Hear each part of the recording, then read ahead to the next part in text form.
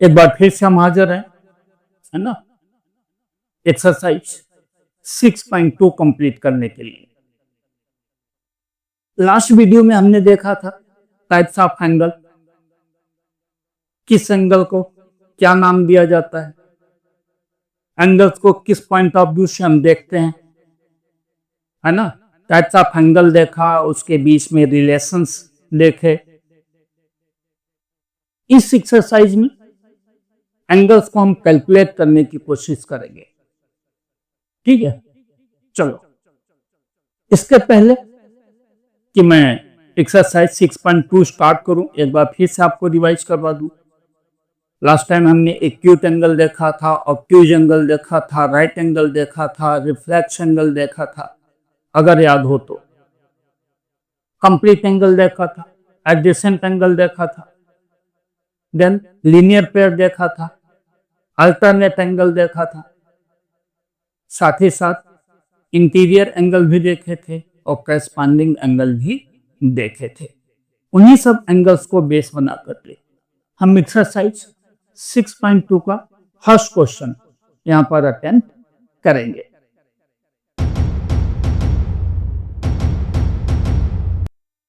Question number 1. As shown in the figure, if line AB is parallel to line CD is parallel to line EF, and the ratio of angle Y to angle Z is 3:7, then find angle X. तो चलो, figure आपके book में given है, यही figure है ना। Question में आपको x की वैल्यू कैलकुलेट करके बतानी है, ठीक है। गिवन क्या क्या है बेटा, A B parallel C D given है, C D parallel E F given है। तो जो गिवन है उसको हम यहाँ पे नोट डाउन कर लेते हैं, A B parallel C D. ये कैसा बेटा, गिवन है, ठीक है। फिर क्या गिवन है, C D parallel E F, ये भी गिवन है। अब देखो बेटा, ये जो लाइन है ए बी, ये सी डी के पैरेलल है, सी डी ई एफ के पैरेलल है। इसका मतलब क्या हो गया, ये तीनों आपस में पैरेलल है ना। तो हम क्या लिखेंगे, A B parallel C D parallel E F. ये तीनों साइड्स आपस में क्या होंगी, पैरेलल होंगी, ठीक है। तीनों को हमने पैरेलल एज्यूम कर लिया। अब हम देखते हैं एज्यूम क्या किया, गिवन है ना। चलो आगे देखते हैं बेटा, गिवन क्या है दूसरा point, y is to z equal to 3:7। y और z के बीच का जो रेशियो गिवन है दैट इज 3:7। कितना है, 3:7। यहां से देखो बेटा, A B parallel E F, ये तीनों sides A B C D के parallel, C D E F के parallel means A B E F के पैरेलल है। और जब ए बी ई एफ के पैरेलल है, therefore x equal to Z, X Z के बराबर होगा। देखो जेड बन रहा है ऐसा, कौन सा एंगल बनेगा बेटा, अल्टरनेट एंगल, है ना। क्या लिखोगे, अल्टरनेट एंगल।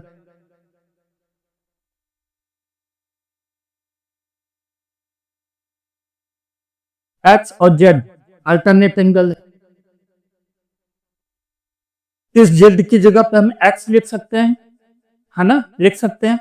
तो चलो लिख देंगे, सो y is to x is to 3:7। y is to x क्या हो जाएगा बेटा, 3:7। z की जगह पर हमने क्या पुटअप कर दिया, सब्स्टिट्यूट कर दिया x। क्यों x सब्स्टिट्यूट किया, क्योंकि z किसके बराबर है, x के बराबर है। कैसे बराबर है, अल्टरनेट एंगल है, ठीक है। चलो आगे देखो बेटा, अब x plus y equal to 180 degree. x और y इन दोनों का टोटल क्या होगा, 180 डिग्री होगा। क्यों होगा, इंटीरियर एंगल,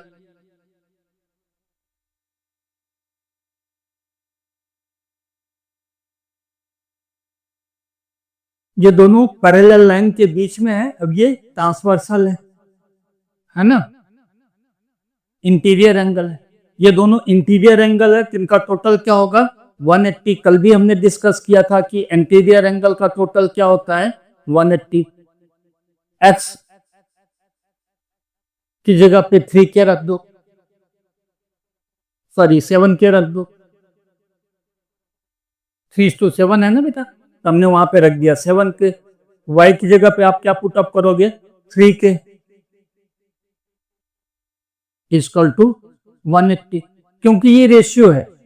एग्जैक्ट नंबर्स क्या है हमें नहीं पता, रेशियो क्या होता है किसी न किसी कांस्टेंट नंबर के मल्टीपल में होता है, इसलिए हमने रख दिया इसको 7 के, इसको रख दिया 3 के। ठीक है, x कितना था बेटा 7 था, 7 के रख दिया, y कितना है 3 है, मीन्स 3 के है इक्वल टू 180। 10 के equal to 180, then k equal to 180 divide by 10, k equal to 18 degree. k की वैल्यू कितनी मिल गई बेटा 18 डिग्री। आपको निकालना क्या था x इक्वल टू 7 के, 7 इंटू 18 डिग्री 126 डिग्री। x की वैल्यू कितनी होगी 126 डिग्री। हमारा आंसर आ चुका है ना। तो जो गिवन था क्या क्या गिवन था, A B parallel C D, C D parallel E F, therefore A B parallel C D parallel E F आपस में पैरेलल हो गई। जब ये दो लाइन आपस में पैरेलल हो गई तो ये क्या हो गया अल्टरनेट एंगल हो गया, means x equal to z. इसलिए जेड की जगह पे हमने रख दिया एक्स, है ना। तो y is two x equal to 3:7, x plus y 180 interior angle है। एक्स की जगह पे हमने रखा 7 के, वाई की जगह रखा 3 के की वैल्यू मिल गई 18 डिग्री। एक्स एंगल 7 के बराबर है, मीन 7 इंटू 18 डिग्री, है ना। के की वैल्यू 18 डिग्री है, एक्स की वैल्यू मिल गई 126 डिग्री। इस तरह से क्वेश्चन नंबर 1 फिनिश हो जाता है। ठीक है, चलो देखते हैं question number 2। Question number 2. As shown in the figure, if line AB is parallel to line CD, line EF is perpendicular to line CD, and angle GED is equals to 126 degrees, then find the values of angle AGE, angle GEF, and angle FGE. Question number 2। सबसे पहले आप figure को ध्यान से देखो, ठीक है। Given क्या क्या है, A B parallel C D, means ये दो साइड्स जो है लाइंस, ये दोनों लाइंस आपस में क्या है पैरेलल है। ठीक है, दूसरा क्या गिवन है, E F perpendicular C D, E F ये लाइन सी डी के परपेंडिकुलर है, मीन्स यहाँ पे कितना बनता है बेटा ये 90 डिग्री बन रहा है। ठीक है, ये भी गिवन है। GED equal to 126 degree, GED ये टोटल एंगल यहां से लेकर के यहां तक, GED कितना बेटा 126 डिग्री, ये गिवन है। ठीक है, आपको निकालना है AGE, ये एंगल निकालना है AGE, और क्या निकालना है बेटा GEF, GEF ये एंगल निकालना है आपको। ठीक है, नेक्स्ट क्या निकालना है FGE, FGE ये एंगल निकालना है। ये सारे एंगल्स आपको कैलकुलेट करने हैं। तो जो गिवन है वहीं से आगे चलते हैं।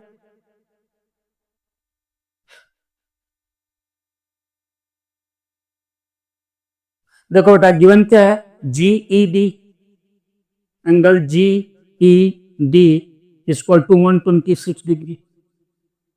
ये जो GED है वो किसके बराबर है, GEF plus FED equal to 126। ये जो जीडी पूरा एंगल है, ये पूरा एंगल किसके बराबर है? This angle plus this angle, है ना। इस एंगल का नाम रखा GEF, रख दिया। इस एंगल का नाम रख दिया FED, इसका नाम रख दिया। GEF कैलकुलेट करना है, FED 90 डिग्री है ना। FED ये तो 90 है, FED 90 डिग्री है। Therefore GEF is equal to 126 minus 90 degree is equal to 36 degree. GEF कितना मिल गया बेटा? 36 डिग्री। लिख दो यहाँ पे, कितना हो गया? 36 डिग्री। अब इस ट्रायंगल में जाओ बेटा, GFE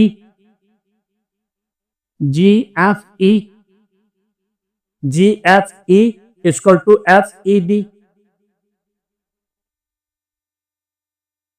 is equal to 90 degree. ये जो ये एंगल है, ये और ये अल्टरनेट एंगल है ना। अल्टरनेट एंगल क्या होता है? इक्वल होता है। यहां पे आपने लिख दिया अल्टरनेट एंगल। ये क्या बेटा? अल्टरनेट एंगल से 50 हो जाएगा। अपने को ये दो एंगल, ये एंगल निकालना बाकी है अभी, चलो निकाल लेते हैं। In triangle GEF,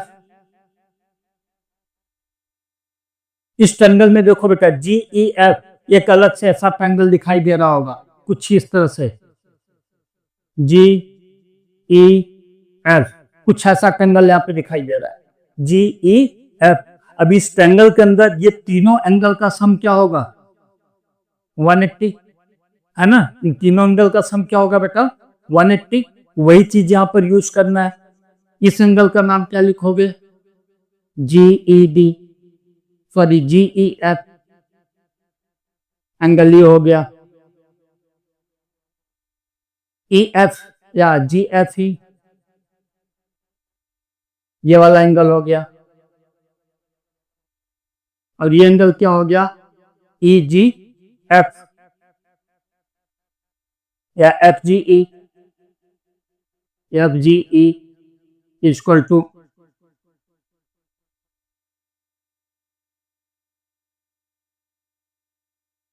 180 degree. GEF अपने पास वैल्यू है 36 degree.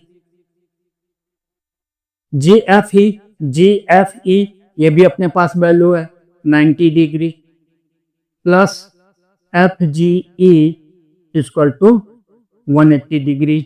FGE equal to 180 degree minus 36 plus 90 126 degree. उधर ले जा करके माइनस कर दिया, है ना। FGE इक्वल टू 180 माइनस 26 कितना हो गया बेटा? 54 डिग्री। ये आ गया अपना 54 डिग्री। अपने को ये एंगल भी निकालना है, AGE, ये एंगल भी निकालना है ना। उसको भी निकाल लेते हैं।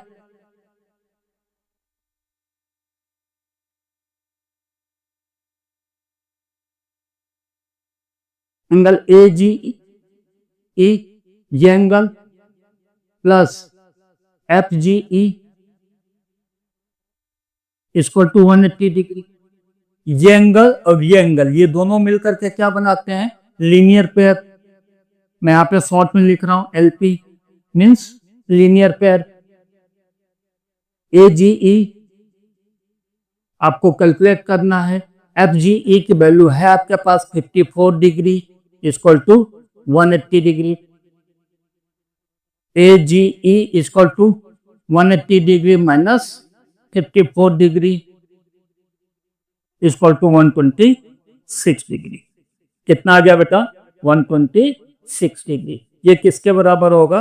126। और अगर ऐसे ना कैलकुलेट करना हो तो ऐसे भी देख सकते हो। AGE ये एंगल देखो कुछ ऐसा बन रहा है,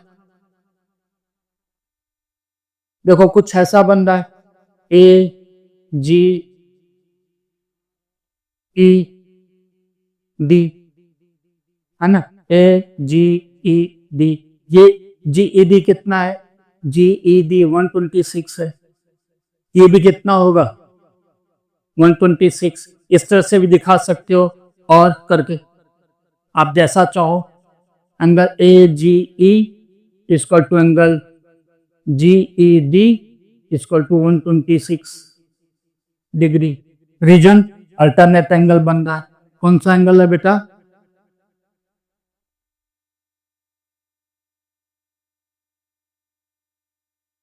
अल्टरनेट एंगल बन रहा ना, जेड स्कीम यहाँ पे बन रहा है। देखो ए जी ई डी, जेड बन रहा है, ऐसे ऐसे ऐसे, ठीक है।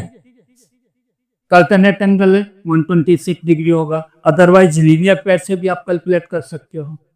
एनीवे, आंसर अपना आना चाहिए और अपना आंसर आ चुका है। इस तरह से ये क्वेश्चन भी यहाँ पर फिनिश हो जाता है। और हाँ, अगर कोई डाउट है, वीडियो के स्टार्टिंग में ही मेरा व्हाट्सएप नंबर दिखाई देता है ना, बिंदास मुझे व्हाट्सएप करिए। आपके जितने भी डाउट्स होंगे सॉल्यूशन आपको दिया जाएगा। अदरवाइज डिस्क्रिप्शन में जाइए, वहां पर मेरा मेल आईडी मिल जाएगा, आप मुझे मेल करें, ठीक है। चलो आगे बढ़ते हैं। Question number 3. As shown in the figure, if line PQ is parallel to line ST and the value of the angle PQR is equals to 110 degrees and angle RST is equals to 130 degrees, then find the value of the angle QRS.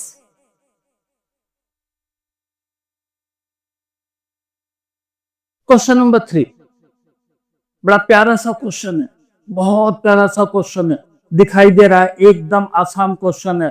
आपको करना क्या है? Simple एक काम करना है, बहुत छोटा सा काम। एस टी के पैरेलल, देखो P Q parallel S T given है, ठीक है। और एस टी के पैरेलल आप एक लाइन ड्रा कर दो, नाम दे दो एम एन। आप कुछ भी नाम दे सकते हो, ए बी भी नाम दे सकते हो, है ना, कुछ भी दे सकते हो। नाम तो अपने मन में आता है जो, वो हम लिख देते हैं, ठीक है। तो आपको करना क्या है? चलो देख लेते हैं क्वेश्चन को। P Q parallel S T, P Q parallel S T given है। पी क्यू आर 110 गिवन है। आर एस टी 130 गिवन है, ठीक है। क्यू आर एस आपको फाइंड करना है।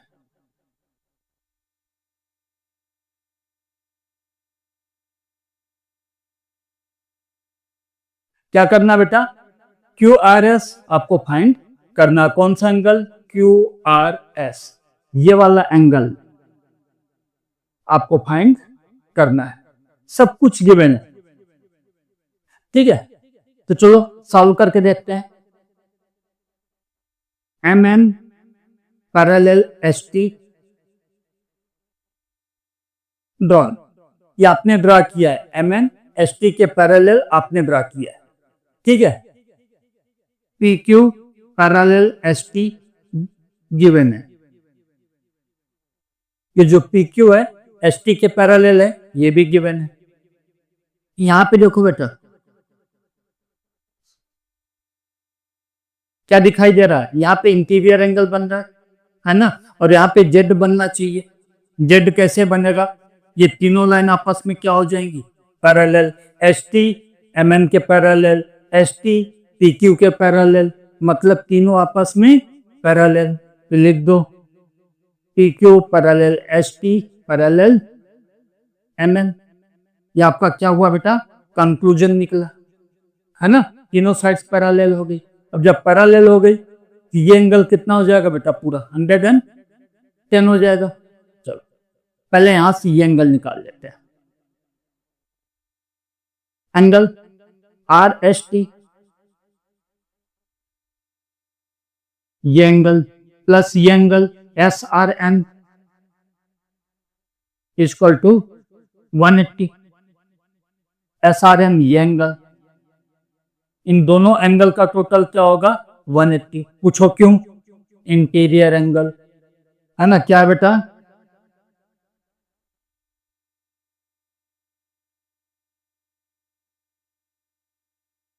इंटीरियर एंगल, और इंटीरियर एंगल का सम 180 होता है। RST की वैल्यू है आपके पास 130 डिग्री। SRM आपको निकालना है 180। SRN इक्वल टू 180 माइनस इसको उधार ले गया, क्या हो जाएगा? माइनस हो जाएगा। 180 minus 130, therefore SRN equal to 50 degree. SRN कितना आ गया? 50 डिग्री। ये आपका है 50 डिग्री ये एंगल SRN, ये एंगल कितना आ गया? 50। अब यहां से देखो बेटा, TQ पैरेलल MN, ये जो साइड है PQ ये MN के पैरेलल है, ठीक है। Therefore PQR equal to angle QRN। PQR ये एंगल और ये एंगल पूरा बराबर होगा, कुछ ऐसा जेड बन रहा है देखो, है ना। PQRN, PQRN कुछ इस तरह का जेड बन रहा है। जब जेड बनता है क्या होता है? Alternate angle, means angle equal होंगे, ठीक है। PQR कितना बेटा? 110 degree equal to QRN। QRN कितना हो गया? ये पूरा 110 डिग्री इक्वल टू, अब ये जो QRN है बेटा, QRN यहां से यहां तक है, ये पूरा QRN पूरा ये एंगल हुआ, ये किसके बराबर हुआ? QRS प्लस QRS ये एंगल प्लस SRN ये एंगल। चलो 110 इक्वल टू QRS ये एंगल, ठीक है। SRN ये एंगल, इसकी वैल्यू गिवन है कितना? 50 degree. Therefore QRS equal to 110 minus 50 degree, QRS equal to 60 degree. QRS की वैल्यू कितनी आ गई बेटा? 60 डिग्री। ये कितना है? 60 डिग्री, है ना। ये वाला पोर्शन यहां से यहां तक,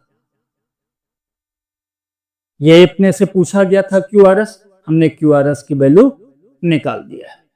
एकदम आसान क्वेश्चन था, एक ही काम करना था। ST के पैरेलल एक लाइन बना देनी थी MN, ठीक है। ST पैरेलल PQ गिवन है, ST पैरेलल MN हमने ड्रा किया कि आपस में तीनों क्या हो गई? पैरेलल हो गई, है ना। जब आपस में पैरेलल हो गई तो ये एंगल और ये एंगल इंटीरियर एंगल बनता है। 130 प्लस SRN 180, 130 उधर ले जाके माइनस कर दिया, SRN की वैल्यू मिल गई 50 डिग्री। फिर हमने देखा कि यार ये दो लाइन भी तो पैरेलल है, तो यहां से एक जेड बन रहा है, PQR equal to QRN, PQR equal to QRN। PQR की वैल्यू हमारे पास है 110 degree equal to QRN। QRN कौन सा हो रहा है? QRN ये पूरा एंगल, ये दो एंगल के बराबर है, किसके? QRS plus SRN, QRS plus SRN। Values put up कर दिया, जब वैल्यूज पुटअप किया SRN की जगह 50 डिग्री रख दिया, 110 में माइनस हो गया, वो QRS की वैल्यू 60 डिग्री मिल गई, है ना। इस तरह से क्वेश्चन नंबर 3 भी यहां पर सॉल्व हो गया है। चलो देखते हैं next question. Question number 4. As shown in the figure, if line AB is parallel to line CD, and the value of the angle APQ is equals to 50 degrees and angle PRD is 127 degrees, then find the value of X and Y.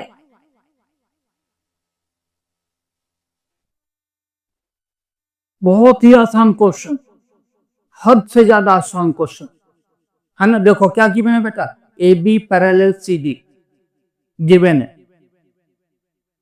फिर क्या given है, ए P Q कितना है 50 degree given है, P R D 127 degree given है। Calculate क्या करना है, एक्स एंड वाई, है ना। देखो बेटा ए पी क्यू सिंपल सा, A B parallel C D, therefore angle A P Q equal to P Q are,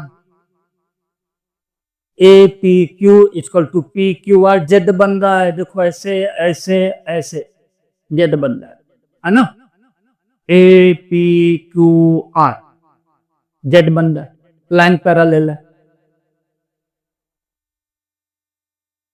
कितना हो जाएगा 50 डिग्री, ये कितना हो जाएगा 60, सॉरी ए पी क्यू की जगह रख दो कितना बेटा 50 डिग्री, पी क्यू आर की जगह पर रख दिया x, therefore x equal to 50 degree. X की वैल्यू हमारे पास आ चुकी है ना। अब इसकी वैल्यू निकाल लें तो ट्रायंगल मिल जाएगा, और ट्रायंगल मिल जाएगा तो एंगल सम प्रॉपर्टी से हम y की वैल्यू निकाल लेंगे। देखो P R D plus P R cube equal to 180। P R D and P R Q कौन सा एंगल बन रहा बेटा, लीनियर पेयर। शॉर्ट में लिखा है मैंने, या तो चलो फुल में लिख देता हूं, लीनियर पेयर। ने तो आप लोग भी क्या करते हो, शॉर्ट में लिख डालते हो, है ना। लीनियर पेयर है, लीनियर पेयर है तो कितना होगा टोटल 180 होगा। पी आर डी आपके पास है 127 डिग्री, पी आर क्यू नहीं है 180 degree, P R Q equal to 180 degree minus 127 degree, P R Q equal to 180 में से 127 माइनस कर दो, कितना आ जाएगा बेटा 53 डिग्री। ठीक है, मीन्स पी आर क्यू कौन सा बेटा, ये एंगल, ये कितना आ गया 53 डिग्री। अब इस ट्रायंगल में आ जाओ, in triangle P Q R,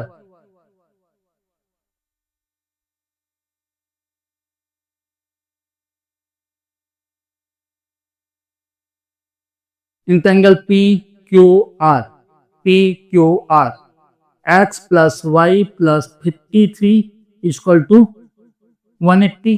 x ये एंगल वाई ये एंगल और 53 तीनों मिला के क्या होता है 180। क्या बोलते हैं इसको, एंगल सम प्रॉपर्टी। किसी भी ट्रायंगल में तीनों एंगल्स का सम 180 होता है, एंगल सम प्रॉपर्टी। ठीक है, अब x की वैल्यू हमने निकाल रखी थी, कितनी निकाली थी बेटा 50 डिग्री। y की वैल्यू हमने निकाल ली है, कितना नहीं है, y रख दिया 53 equal to 180, then y equal to 180 minus 50 plus 53 कितना हो गया 103 degree, y equal to 77 degree, है ना। y की वैल्यू आ गई, x की वैल्यू हमने 50 निकाली हुई थी इसकी शुरू में, इसकी क्या हो गई 77 डिग्री और इसकी है 53 डिग्री।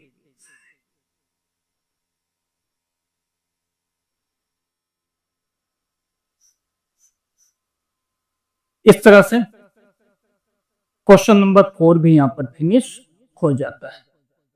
ठीक है, चलो अब देखते हैं नेक्स्ट क्वेश्चन। लेकिन हाँ, एक जरूरी सूचना, अगर अभी भी आपको कोई डाउट है, किसी भी तरह का कोई डाउट है, मन में कोई प्रश्न है, आप पूछना चाहते हो, आप बिंदास मुझे व्हाट्सएप करें, आपको सॉल्यूशन दिया जाएगा।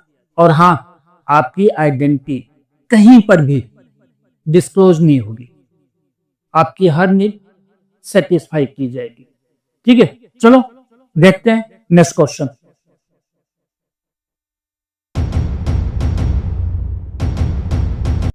Question number 5. As shown in the figure, line PQ and line RS are the two mirrors placed parallel to each other. An incident ray, line AB, strikes the mirror PQ at point B. The reflected ray moves along the path of BC and strikes the mirror RS at the point C and again reflects back along the CD. Then prove that line AB is parallel to line CD. चलो बेटा, last question of exercise है ना। Question क्या है? PQ और RS दो mirror है, ये मिरर है, एक मिरर ये है, एक मिरर ये है। ठीक है, AB एक रेस मिरर पे B पॉइंट पे इंक्लाइंड होती है, रिफ्लेक्ट होकर के C पे जाती है और C से रिफ्लेक्ट होकर के D पर जाती है। अब आपको प्रूव करना है AB पैरेलल CD। क्या प्रूव करना है बेटा? AB parallel CD। अब हम क्या करेंगे बेटा? लॉ ऑफ रिफ्लेक्शन अप्लाई करेंगे। लॉ ऑफ रिफ्लेक्शन अप्लाई करने के लिए यहाँ एक परपेंडिकुलर बनाना पड़ेगा। सपोज M बना दिया, नॉर्मल रेज है ना, यहां पर एक बना दिया नॉर्मल, नाम दिया N। ठीक है, BM एंड CN आर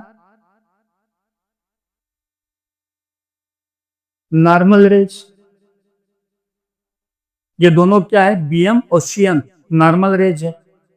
ठीक है, लॉ ऑफ रिफ्लेक्शन ये कहता है कि नॉर्मल रेज से ये एंगल और ये एंगल, जिस एंगल से लाइट जाती है उसी एंगल से लाइट रिफ्लेक्ट होती है ना। उसके लिए क्या बनाना पड़ता है? एक नॉर्मल बनाना पड़ता है।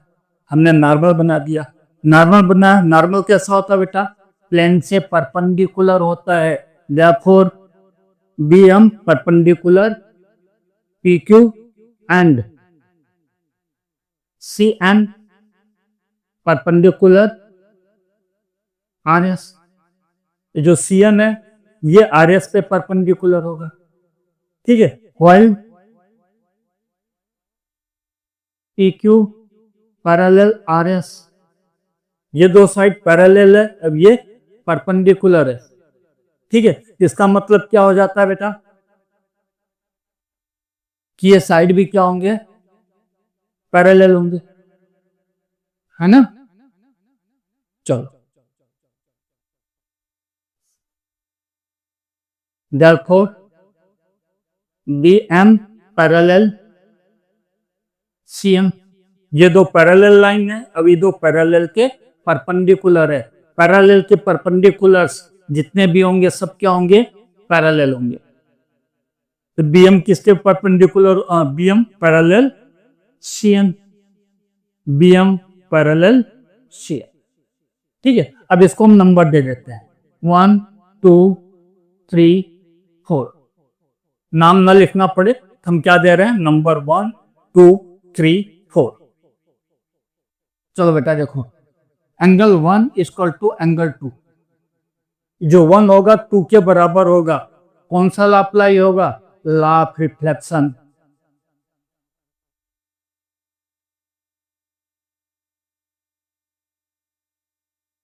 लाइट में हमने पढ़ा था कि जिस एंगल से लाइट इंसिडेंट होती है उसी एंगल से लाइट रिफ्लेक्ट होती है। ठीक है, तो 1 equal to 2, angle 2 equal to angle 3। ये 2 3 के बराबर होगा। क्यों बराबर होगा भैया?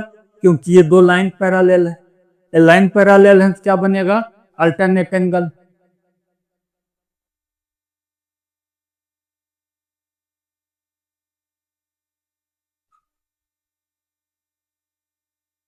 ठीक है, 2 किसके बराबर हो गया? 3 के बराबर, क्योंकि ये दोनों लाइन कैसी है? पैरेलल है। और जब लाइन पैरेलल हो, जेड बन रहा हो, तो क्या बोलते हैं? Alternate angle. Angle 3 equal to angle 4, किसके कारण? Law of reflection.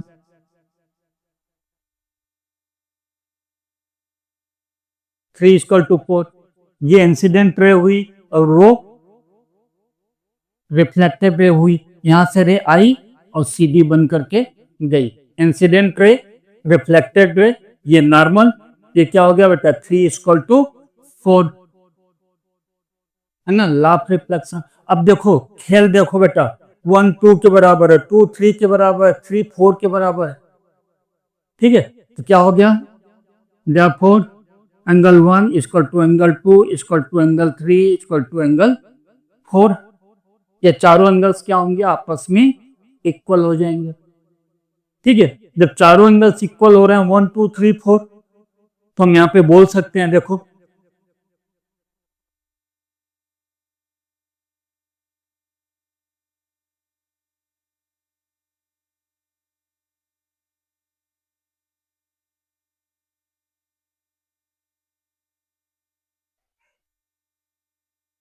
Angle 1 plus angle 2 equal to angle 1 plus angle 2 equal to angle 1 की जगह मैं लिख दूंगा एंगल 3, और 2 की जगह क्या लिख सकता हूं? 4। एंगल 1 प्लस 2, 1 प्लस 2 लिया हमने, तो 1 की जगह पे क्या रखा? 3, और 2 की जगह पे क्या रखा? 4। रीजन लिख देना, angle 1 equal to angle 2 equal to angle 3 equal to angle 4। सारे एंगल्स बराबर हैं, तो 1 की जगह 3 लिख दिया, 2 की जगह 4 लिख दिया। ठीक है, 1 प्लस 2 किसके बराबर होता है बेटा? A B C. 1 प्लस 2 किसके बराबर है? A B C. Angle A B C equal to 3 प्लस 4 किसके बराबर हो रहा है? B C D.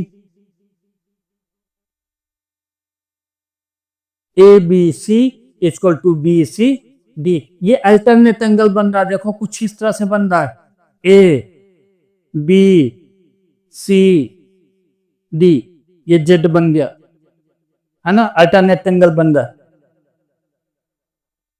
यहां पे लिख दो अल्टरनेट एंगल।